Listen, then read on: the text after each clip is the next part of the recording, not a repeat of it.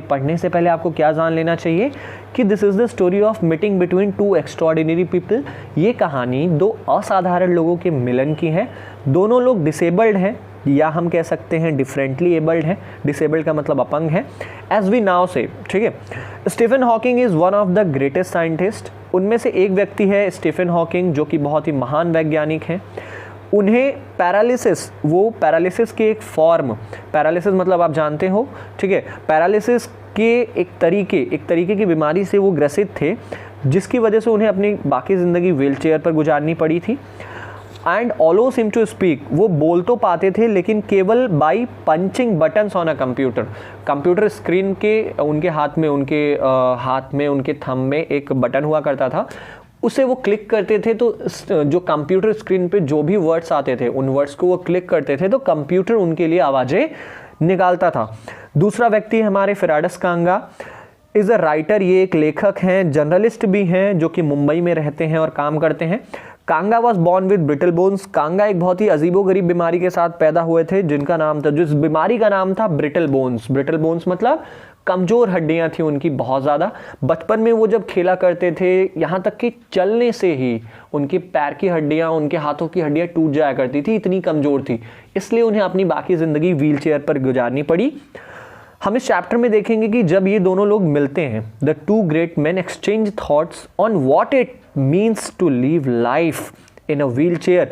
वो दोनों लोग आपस में बातें करते हैं कि व्हील चेयर पर जिंदगी गुजारना क्या है, कितनी बड़ी समस्या है, कि एडवांटेज है, क्या है, ठीक है, and on how the so called normal people react to the disabled. और वो लोग ये भी बातें करते हैं कि नॉर्मल लोग, मतलब हम जैसे लोग, कैसे रिएक्ट करते हैं पैरालाइज्ड इंसान को देखकर, या उस इंसान को देखकर जो एक व्हील चेयर पर हो, उसे देखकर हमारा क्या सोचना है, वो सब कुछ हम इस चैप्टर में पढ़ेंगे।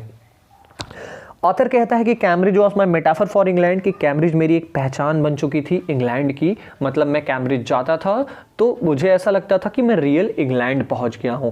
मेटाफर वो फिगर ऑफ स्पीच होती है, मेटाफर का मतलब यहां पर है, मेटाफर एक अलंकार है, is a figure of speech in which two things are compared, ठीक है, हैविंग समथिंग कॉमन। अगर उनमें कुछ कॉमन है, जैसे कैम्ब्रिज और इंग्लैंड में आपको कुछ ना कुछ तो कॉमन मिलेगा ही, तो यहां पर इन दोनों की कंपेरिजन की गई है। मेटाफर यहां पर एज अ फ्रेज यूज हुआ है। इसका मतलब यह है कि कैम्ब्रिज फेमस था इंग्लैंड के लिए। अगर ऑथर वहां पर कैम्ब्रिज में जाता था तो उसे ऐसा लगता था कि असली इंग्लैंड में वो पहुंच गया है। एंड इट वॉज स्ट्रेंज, आगे ऑथर कहता है ये बहुत ही विचित्र था कि जब मैं कैम्ब्रिज छोड़कर जा रहा था, it had become all together something else, कि मेरे अंदर एक बहुत ही बदलाव आ चुका था, मैं कुछ और बन चुका था, क्योंकि I had met Stephen Hawkings there. बदलाव क्यों आया था? क्योंकि ऑथर कैम्ब्रिज यूनिवर्सिटी में स्टीफन हॉकिंग से मिला था। आगे ऑथर कहता है कि it was on a walking tour, कि ऑथर जब वॉकिंग टूर पे था, जब वहाँ का गाइड ऑथर को पूरी कैम्ब्रिज यूनिवर्सिटी दिखा रहा था, तभी the guide mentioned Stephen Hawking. उस गाइड ने स्टीफन हॉकिंग्स के बारे में ऑथर को बताया, कहा कि पुअर मैन, बेचारे अब डिसेबल्ड हैं, he is now quite disabled, मतलब अपंग हैं, लेकिन फिर भी ही इज़ अ वर्दी सक्सेसर, कि वो अब भी वारिस माने जाते हैं। किसके वारिस माने जाते हैं? To Isaac Newton, Isaac Newton के वो वारिस माने जाते हैं। उन्हीं के पोजीशन पर, आइजैक न्यूटन की पोजीशन पर, आइजैक न्यूटन की कुर्सी उन्हें दी गई थी, स्टीफन हॉकिंग्स को दे दी गई थी। जिस कुर्सी पर, जिस पोजीशन पर आइजैक न्यूटन कैम्ब्रिज में काम करते थे, सेम पोजीशन पर स्टीफन हॉकिंग्स काम कर रहे थे। एंड आई स्टार्टेड, ऑथर कहता है कि मैं आगे बढ़ चलता हूं, क्योंकि मैं कुछ समय के लिए भूल गया था कि ये जो ब्रिलियंट, पैरालाइज्ड, पूरी तरीके से जो पैरालाइज्ड ये एस्ट्रोफिजिस्ट है ना, एस्ट्रोफिजिस्ट मतलब हमारे स्टीफन हॉकिंग्स एस्ट्रोफिजिस्ट थे, मतलब स्टार्स, मून्स के बारे में जो सर्च करता है, जो इन्वेंशन करता है, उनको हम एस्ट्रोफिजिस्ट करते हैं। तो ऑथर कह रहा है कि मैं कुछ समय के लिए भूल गया था कि जो ये एस्ट्रोफिजिक्स है ना, एस्ट्रोफिजिस्ट है, ये क्या है? ये ऑथर भी है। दुनिया की सबसे ज़्यादा बिकने वाली किताब a brief history of time के ऑथर भी थे स्टीफन हॉकिंग।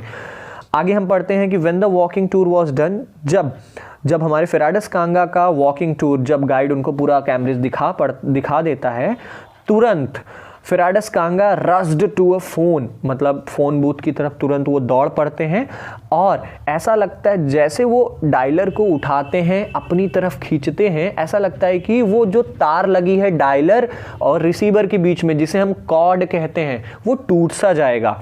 उसने डायलर को उठाया, उसके बाद फोन्ड स्टीफन हॉकिंग्स हाउस, और फोन किया स्टीफन हॉकिंग के घर पर। There was his assistant, phone पर कौन था? स्टीफन हॉकिंग का असिस्टेंट था, लाइन पर स्टीफन हॉकिंग का असिस्टेंट था। और ऑथर ने उसे बताया कि ऑथर इंडिया से व्हील चेयर पर चढ़कर आया है ताकि वो कुछ लिख सके अपनी यात्रा के बारे में। इंग्लैंड में जो उसकी यात्रा चल रही थी, इस यात्रा के बारे में वो कुछ लिख पाए, इसलिए I had to see professor Hawking, इसीलिए उसे प्रोफेसर हॉकिंग से मिलना था। ये जो ब्रैकेट में वर्ड है ना, perhaps he thought I had propelled my self all the way, इसका मतलब ये है, ऑथर कहता है कि ऑथर अपने मन में कहता है कि असिस्टेंट को ऐसा लगा होगा जैसे मैं खुद व्हील चेयर चलाकर इंडिया से इंग्लैंड आया हूं। प्रोपेल्ड मतलब चलाकर या चलित। I had to see professor Hawking, author कहता है उस असिस्टेंट से कि मुझे प्रोफेसर हॉकिंग से मिलना है, देखना है। यहां तक कि इवन 10 मिनट्स वुड डू, यहां तक कि अगर 10 मिनट का भी टाइम मिल जाता तो बहुत है, कोई दिक्कत नहीं है। तुरंत असिस्टेंट कहता है हाफ एन आवर, आधे घंटे का समय वो असिस्टेंट ऑथर को देता है। 3:30 बजे से 4 बजे तक का समय देता है वो असिस्टेंट स्टीफन हॉकिंग से मिलने के लिए। Okay, and suddenly I felt weak all over, और जब ये सुना ऑथर ने कि उसका मिलना पक्का हो गया है, तो वो अचानक कमज़ोर महसूस करने लगता है अंदर से, क्योंकि आप भी पैरालाइज्ड हो और आप एक पैरालाइज्ड इंसान से मिलने चल रहे हो, ठीक है। तो यहाँ पर थोड़ा सा मिलने से पहले आपके मन में हल्की सी टिंज ऑफ सैडनेस होती है, ठीक है, आप वीक महसूस करते हो। आगे ऑथर कहता है कि अगर आप शुरुआत से, बचपन से अगर आप डिसेबल्ड हो और आप बड़े हो रहे हो, तब आप थक जाओगे। इतना सुनकर लोग आपसे कहेंगे कि बी ब्रेव, ब्रेव बनो, बी करेजियस, साहस रखो। लोग आपको इतना ज्ञान देंगे कि आप ऊब जाओगे। As you have a courage account, जैसे कि आपका कोई साहस का बैंक में अकाउंट है, मतलब आपने कहीं बैंक अकाउंट में साहस को इकट्ठा करके रखा है और आप इतने आलसी हो कि आप एक चेक डालकर साहस अकाउंट से निकाल नहीं पा रहे हो। तो यहाँ पर थोड़ा मजाकिये तौर पर ऑथर ने कहा है कि अगर आप डिसेबल्ड हो तो आप ये सुनकर पक जाओगे कि लोग कहेंगे कि ब्रेव बनो, साहस रखो, जैसे कि आपका कोई अकाउंट हो बैंक में साहस का और आप जब चाहें तब उसे निकाल सकते हैं, ऐसा ऑथर कहता है, ठीक है। The only thing that makes you stronger, author आगे कहता है कि केवल एक ही चीज़ है जो आपको मजबूत बना सकती है इस स्थिति में। वो चीज़ क्या है? Is seeing somebody like you. अगर आप अपने तरीके से अपने तरह किसी इंसान को देखते हो तो आपको अंदर से हिम्मत मिलती है। और जैसे कि यहाँ पर स्टीफन हॉकिंग्स और फेराडस कांगा थे, दोनों पैरालाइज्ड थे। जब फेराडस कांगा स्टीफन हॉकिंग को देखता है ना, जो कि उससे कहीं ज़्यादा सफल थे, ठीक है, तो उसे एक अजीब सी हिम्मत मिलती है। और then you know how much is possible, आगे ऑथर कहता है, आप जब उस इंसान से मिलते हो, उस इंसान को देखते हो जो आपसे कहीं ज़्यादा सक्सेसफुल है, तब आपको पता चलता है कि हाउ इज पॉसिबल, कि कितना करना मुमकिन है, कितना मैं कर सकता हूँ। And you reach out further, और आप आगे बढ़ भी जाते हो, then you ever thought you could, जितना आपने सोचा भी नहीं होगा ना कि मैं इतना कभी कर सकता हूँ, आप उतना कर ले जाओगे। आप अगर किसी को अपने जैसे किसी सक्सेसफुल इंसान को देखते हो तब। तो हमने फर्स्ट पार्ट कंप्लीट कर लिया है, बाकी पार्ट्स इस चैप्टर के हम नेक्स्ट वीडियो में देखेंगे। मिलते हैं अपने अगले वीडियो में, तब तक के लिए जय हिंद।